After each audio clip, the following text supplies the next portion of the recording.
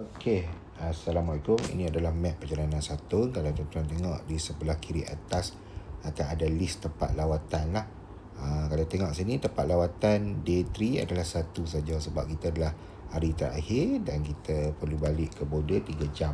Tapi kita ada option lah untuk singgah shopping di Padang Besar sebelah Thailand ataupun di Danok di sebelah Thailand lah. Danok di Bukit Hitam, Padang Besar di Padang Besar lah, border Padang Besar. Jadi kalau kita tengok tekan map ni, tekan ikon ni, dia akan keluar detail. Okey. Untuk sini, untuk matahari ni, kau tanang satu ni dia ada musim. Bulan 2 saja dia berbunga. Itu.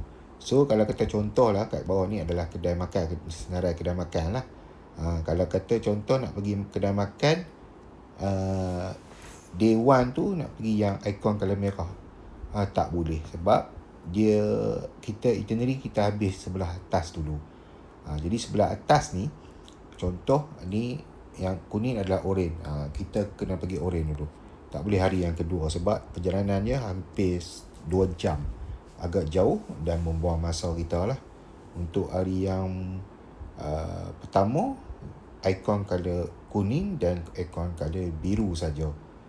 Kita boleh pilih lah nak pergi kedai makan mana. Untuk hari yang kedua, kita ada banyak pilihan. Di satu yang colour merah tu, ikon merah, kita boleh pilih sebab masa kita sangat banyak pada hari yang kedua. Dan hari ketiga pun boleh pilih untuk ikon merah ni. Itu sajalah penerangan tentang map kita ni.